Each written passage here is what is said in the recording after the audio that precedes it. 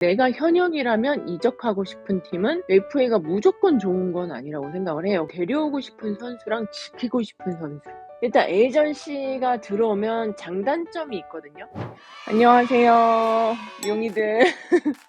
내가 현역이라면 이적하고 싶은 팀은 지금 상황에서는 내가 필요한 포지션은 인삼공사이지 않을까? 현대도 나쁘지 않지. 근데 현대는 사실 뭐 워낙에 멤버가 좋아가지고 내가 가도 거의 못 뛸 확률이 많고, 내가 지금 만약에 현역이라면 인삼공사를 가고 싶어 할 것 같아. 전체적인 높이도 좋고 이러니까 원래 같이 뛰는 선수가 크면 좋거든. 첫 FA까지 6년이라는 시간이 너무 길다고 생각하지는 않으신지요? 남자도 그렇고 여자도 그렇고 고등학교를 졸업하고 온 선수들에 한해서는 6시즌을 뛰어야 되거든요. 조금 길긴 한 것 같은데, 근데 나는 이게 또 너무 짧으면 어떤 일이 벌어지냐면 구단이 선수를 안 키울 수도 있어요. 6년이라는 시간이 있기 때문에 구단 입장에서도 그 한 1, 2, 3년 차 때 좀 젊을 때 3년, 4년 정도는 써먹기 위해서 얘를 자꾸 키운단 말이에요. 근데 이 기간이 짧으면 얘가 금방 FA에 돼서 딴 데 가버릴 수도 있잖아. 그러면 얘를 굳이 키우려고 할까? 그래서 그게 약간 좀 애매할 것 같아.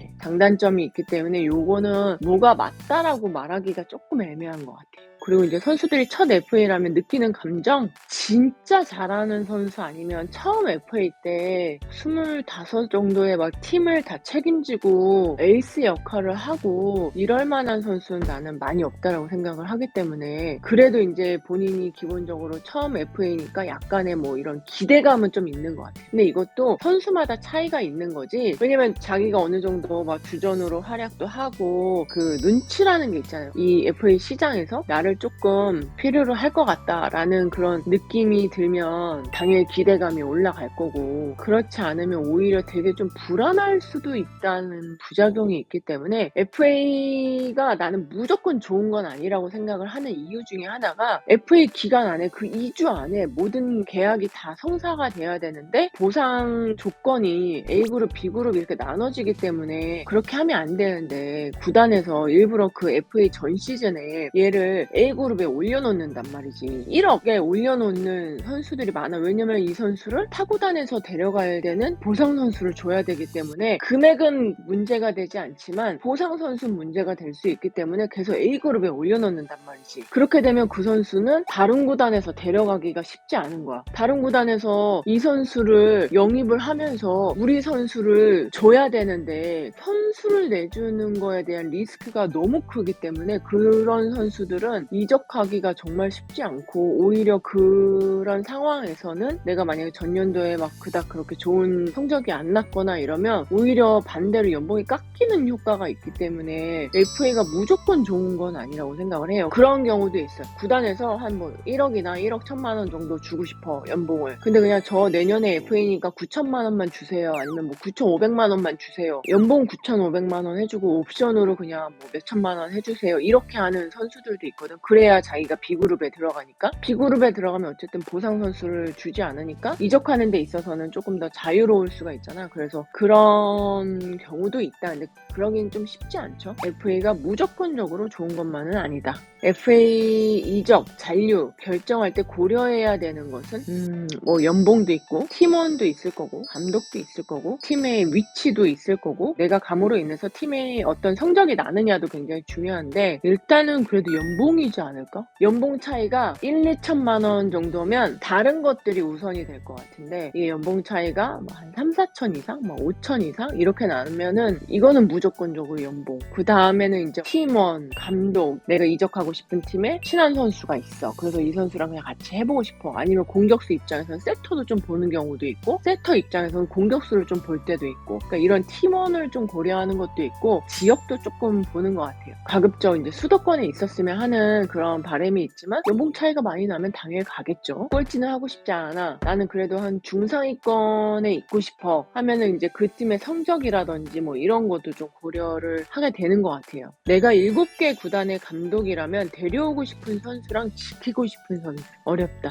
내가 감독이라면 흥국생명 같은 경우는 나는 김연경 선수를 무조건적으로 지키고 싶을 거고, 데려오고 싶은 선수는 배우나 선수를 데려오고 싶을 것 같아요. 도로공사는 내가 만약에 감독이면 난 어떨 것 같냐면, 일단 올해 FA 무조건 잡아. 누구 영입도 하지 마. 그리고 내년에 무조건 데려와. 물론 당연히 데려오고 싶은 선수 각 팀마다 다 김연경이지. 근데 그렇게 쉬운 일이 아니니까 내가 만약에 도로공사면은 도로공사 선수 다 잡고 내년을 좀 생각을 할 것 같아. 내년 FA가 좀 괜찮거든. 현대건설은 지켜야 되는 선수는 김연경 선수인 것 같아. 연봉을 조금 더 올려줘서 지켜야 될 것 같고, 데려오고 싶은 선수는 현대도 데려오는 선수가 쉽지 않으면 무조건 다 지켜야지. 황민경 선수랑 김연경 선수가 FA니까 무조건 지켜야 되는데, 그리고 이제 이번 시즌에 나는 현대건설이 FA 선수가 문제가 아니라고 생각을 해. 내년에 지훈이가 있거든. 근데 지훈이가 아직까지 1억 1,500밖에 안 받고 있어.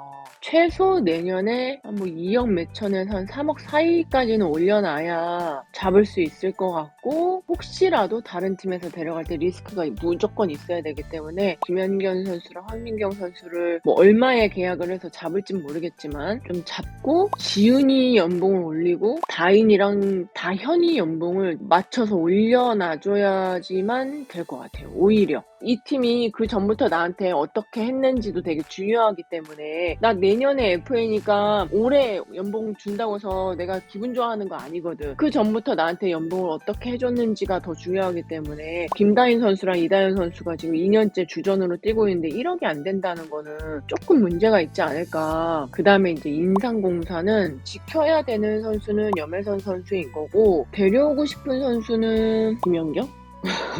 이거는 뭐 생태계 파괴니까 쉽지 않고, 그냥 이한비? 왜냐면 아직 뭐 보상 금액이 그렇게 크지도 않고, 이한비 선수 정도면 한 명을 내줘도 나쁘지 않을 것 같은데? GS는 FA가 한수진 선수랑 문명아 선수니까 일단 문명아 선수를 지키는 게 좋을 것 같고, 데려와야 되는 선수는 무조건적으로 배우나여야 될 것 같은데, 배우나 선수를 데려오면 굉장히 큰 도움이 될 것 같다. 내년 FA도 생각을 해야 되기 때문에 셀캡에 대해서 어느 정도의 좀 여유분은 만들어놔야 될 것 같아요. 한수진 선수로 지키고 배우나 선수를 영입을 하면은 뭐 그것도 괜찮은 것 같아요. 기업은행은 FA 선수가 김희진, 김수지.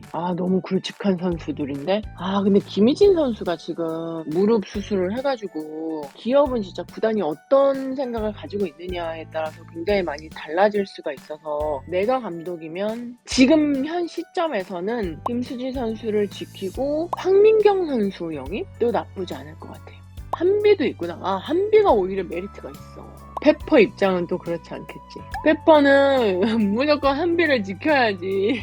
여기는 데려오고 싶은 선수로는 여기는 무조건 김연경 선수 아닌가? 근데 이제 필요한 포지션은 미들블로커니까 이제 어느 정도의 좀 베테랑급의 선수가 와야 돼서, 배우나 선수가 안 된다면 뭐 김수지 선수도 있고 한송이 선수도 있기 때문에, 그 선수들이 이제 온다 하면 무조건 베테랑급의 미들블로커 선수들이 와야 될 것 같아요. 그래야 내년에도 FA해서 또 데려오고 하면은 2년, 3년 후에는 그래도 조금 성적이 날 수 있을 것 같거든요. 이거는 어디까지나 만약에 내가 감독이라면 이라는 가상하에 하는 거기 때문에, 꼭 이래야 된다 저래야 된다 이게 아니고, 내가 감독이면 나는 이럴 것 같다 라는 거를 꼭 알고 계셔야 돼요. 에이전시 문제가 대두되고 있습니다. 선수들의 입장은 어떠한가요? 연맹에서는 이제 아직은 좀 이른 것 같다라고 얘기를 했고, 왜냐면 이제 워낙에 선수풀이 적기 때문이라고 얘기를 했는데, 이거는 되게 좀 애매한 게, 일단 에이전시가 들어오면 장단점이 있거든요. 구단이 반대하는 이유는, 에이전시가 들어오면 당연히 선수들의 연봉은 올라갈 수 있지만 실질적으로 선수가 가져가는 금액에는 큰 차이가 없을 것 같긴 해요. 에이전시 수수료도 떼어줘야 되고 이런 문제가 있어서 무조건적으로 선수들이 좋다라고 말할 순 없는데, 근데 나는 그런 건 있는 것 같아. 만약에 에이전시가 있었으면 작년에 양효진이 연봉을 깎지는 못했을 거다라는 생각이에요.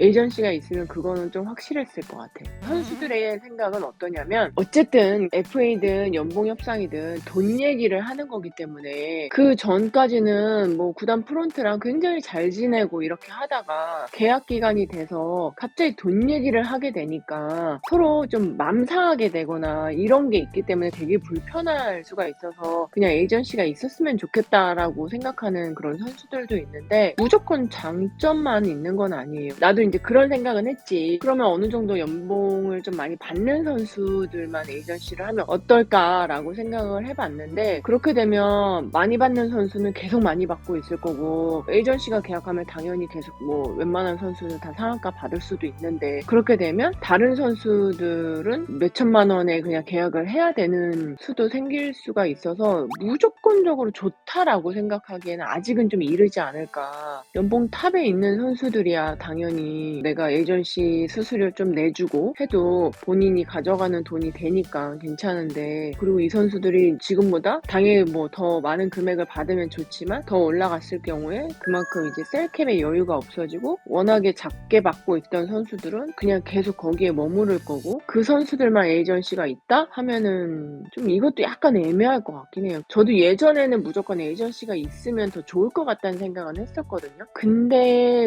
무조건 좋은 것만 있지는 않을 것 같다는 생각도 드는 거죠. 그걸로 인해서 굉장히 좀 손해보는 선수들도 많이 생길 수도 있기 때문에 이거는 진짜 좀 신중하게 생각을 해야 될 것 같다라고 생각을 합니다.